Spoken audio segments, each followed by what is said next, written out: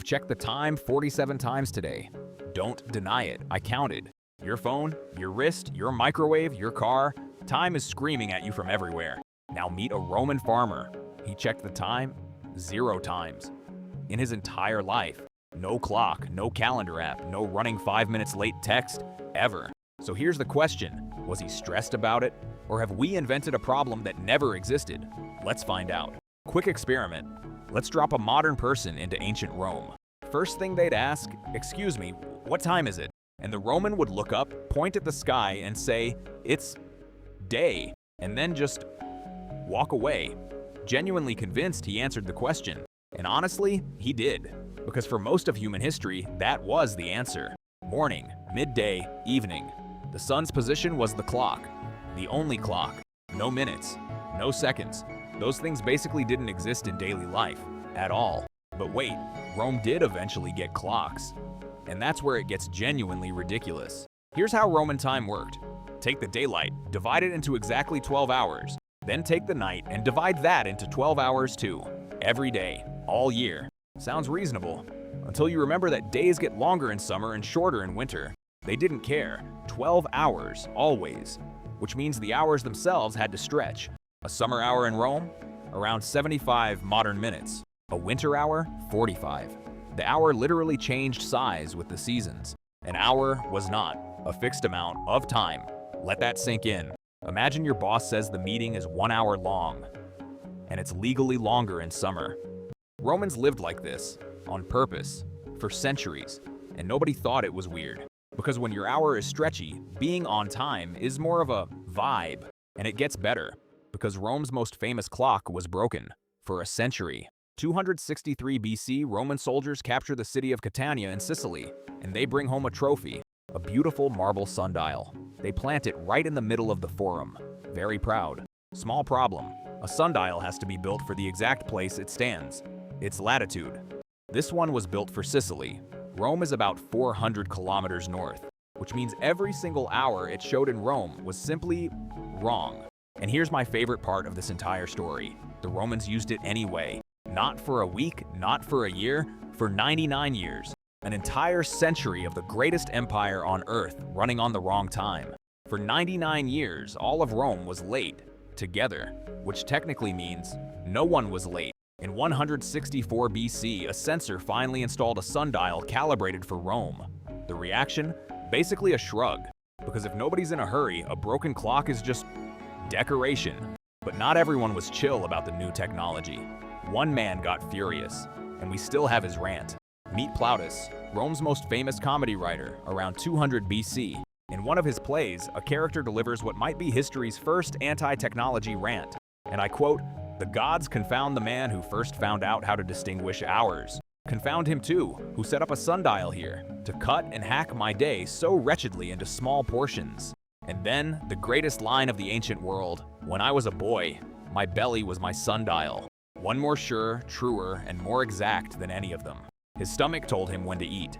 The sun told him when to sleep. What else do you need?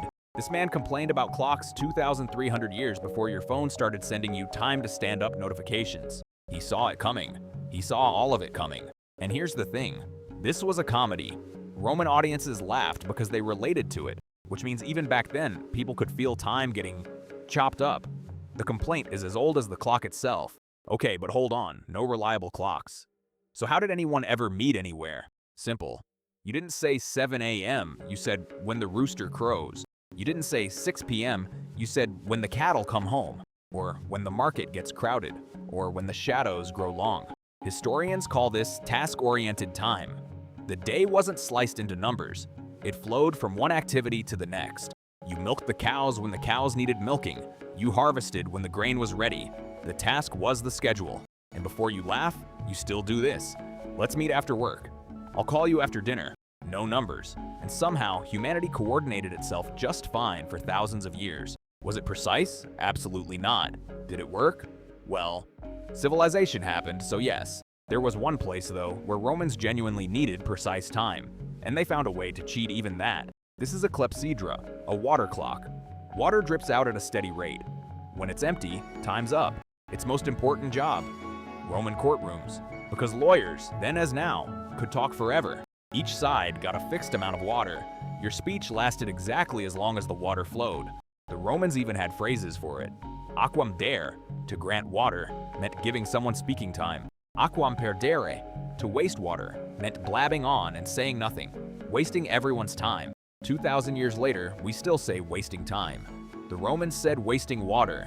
Same meaning, different century. But here's the part they don't teach in law school. Lawyers figured out how to hack the clock. They'd bribe the court usher to fill the clock with dirty water. Muddy, thick, full of debris, thicker water, clogged spout, slower drip. Congratulations, your 6 minutes just became 10. They were billing extra hours by tampering with physics. Lawyers gaming the billable hour, a 2,000-year-old tradition. So yes, the moment humans invented precise time, other humans immediately invented cheating it. Okay, time to actually answer the question. Did ancient people feel rushed? Based on everything historians can find? Mostly, no. Not the way you do. Not because they were wiser. Not because they meditated. Because the feeling of being late needs something to be late against. No fixed hours, no appointments, no deadlines by the minute, no running behind. Historian E.P. Thompson famously argued that our modern sense of time pressure was manufactured. It arrived with factories, work bells, and shift schedules. When time became money, being late became a sin. In other words, feeling rushed isn't human nature, it's an invention, a fairly recent one. But before you romanticize the past, let's be fair about the downsides.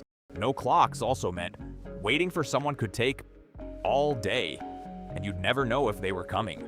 Meet me at midday could mean an hour of difference between two people. Nobody was wrong, nobody was right. They didn't feel rushed, but they also spent a lot of their lives just waiting around. So it's a trade. They traded precision for peace. We traded peace for precision. And nobody asked us which one we wanted. We were just born into the fast one. Fast forward to you. Calendar alerts, meeting reminders. Your delivery is 8 minutes away. You now feel genuine impatience. Watching a microwave for 90 seconds. A Roman farmer waited months for grain to grow without checking anything even once. You refresh a tracking page because the pizza guy hasn't moved in 2 minutes. Meanwhile, Plautus's rule still quietly works. Your belly still knows lunchtime. No app required. Scientists call our internal rhythms body clocks. The sundial in your stomach never actually left. And every time you lose track of time on a lazy Sunday, that's not laziness.